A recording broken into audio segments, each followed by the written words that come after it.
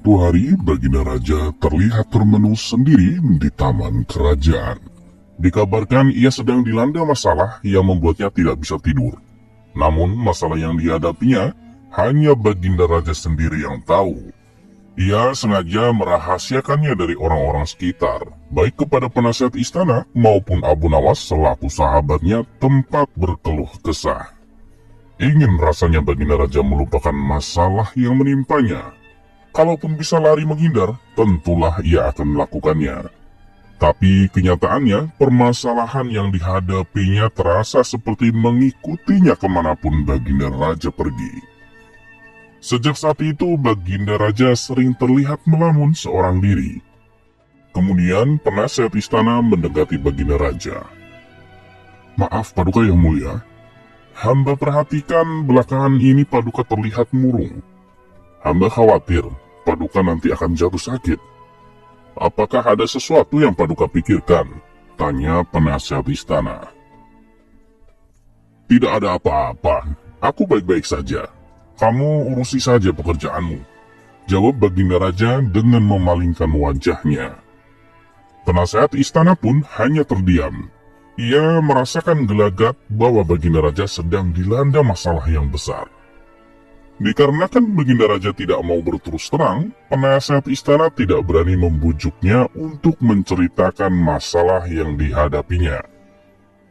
Makin hari sikap Baginda Raja semakin tertutup, bahkan kini enggan menerima tamu. Hal ini membuat para pejabat istana menjadi sangat khawatir. Apa yang harus kita lakukan? Makin hari Baginda Raja terlihat mengkhawatirkan. Ini sangat buruk untuk kondisinya. Jangan sampai Baginda Raja nanti jatuh sakit, kata salah seorang menteri. Iya betul, aku juga cemas melihat sikap Baginda Raja belakangan ini.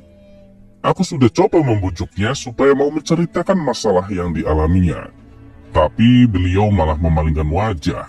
Baginda Raja memilih menutup diri, beber penasihat istana.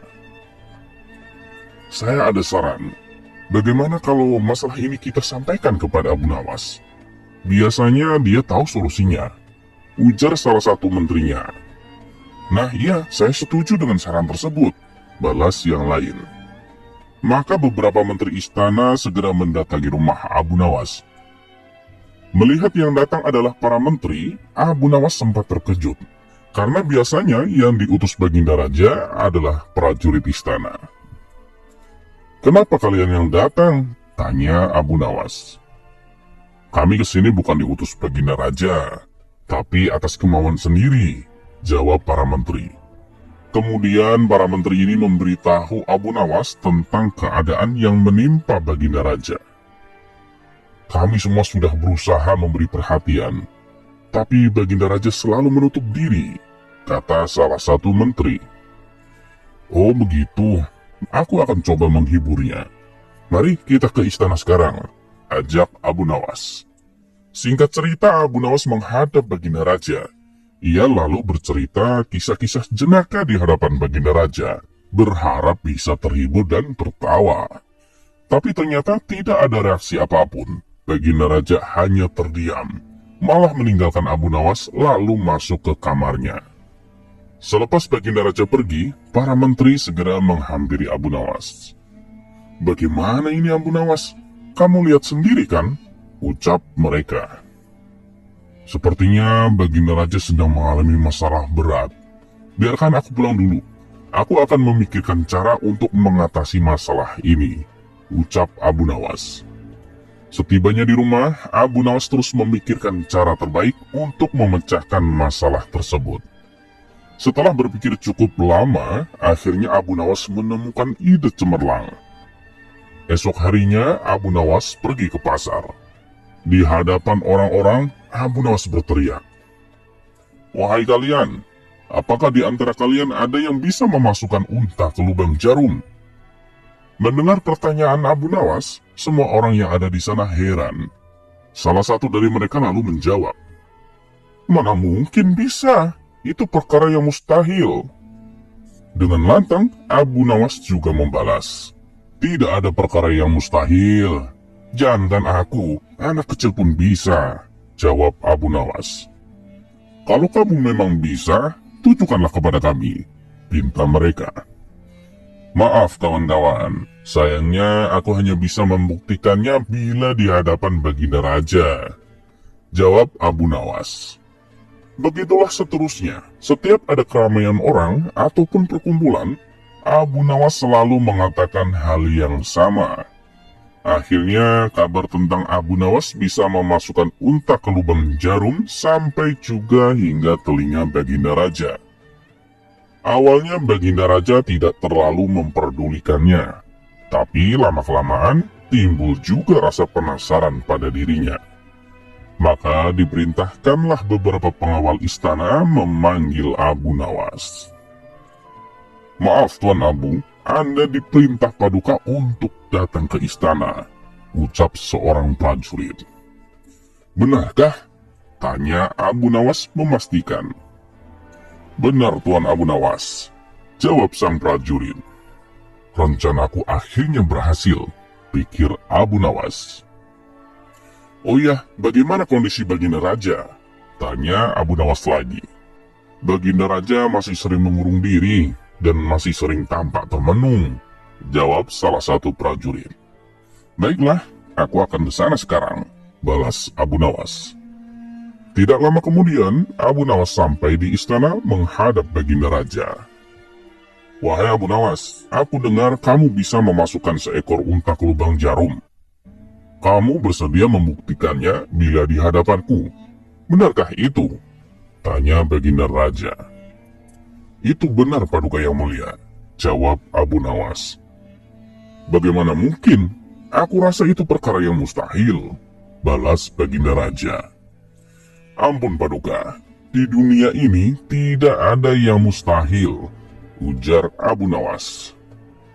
Baiklah, sekarang coba kau buktikan, perintah Baginda Raja. Caranya mudah Paduka. Kita tinggal membuat jarum yang lubangnya lebih besar daripada seekor unta. Dengan begitu, kita bisa memasukkannya dengan mudah.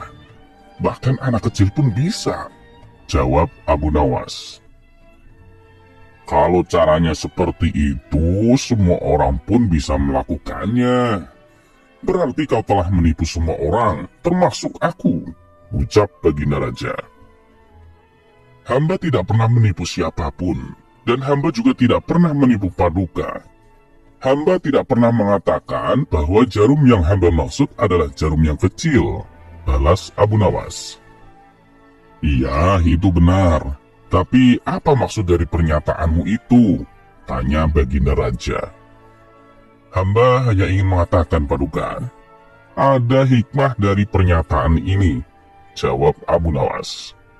Hikmah? Hikmah dari mana? Tanya Baginda Raja. Bukankah tadinya Baginda Raja tidak percaya kalau hamba bisa memasukkan unta ke lubang jarum? Tapi setelah hamba jelaskan, Baginda Raja baru mempercayainya. Begitu juga dengan permasalahan yang sedang kita hadapi Paduka. Sebesar apapun masalah, sebesar apapun bebannya, tapi kalau hati kita lebih besar, hati kita lebih luas saat menghadapinya, maka semua masalah akan terasa lebih ringan. Itulah gambaran seekor unta bila dimasukkan ke lubang jarum. Sepintas saat kita menghadapinya, pasti itu mustahil dilakukan. Tapi bila hati kita luas dan besar, maka pikiran kita juga akan mengikuti. Dan pada akhirnya, masalah yang kita anggap mustahil diatasi, menjadi mudah dan ringan untuk dijalani. Bagaimana kita akan bisa menang bila kita menghadapi masalah dengan hati yang sempit? Tutur Abu Nawas. Seketika Baginda Raja terdiam. Ia terus merenungi ucapan Abu Nawas. Suasana pun mendadak menjadi hening. Tidak berapa lama Baginda Raja pun berkata, Terima kasih Abu Nawas, kau telah menyadarkanku. Selama ini aku memang sedang dilanda masalah, dan hatiku sempit untuk menghadapinya. Sehingga pikiranku juga ikut menjadi buntu, ujar Baginda Raja.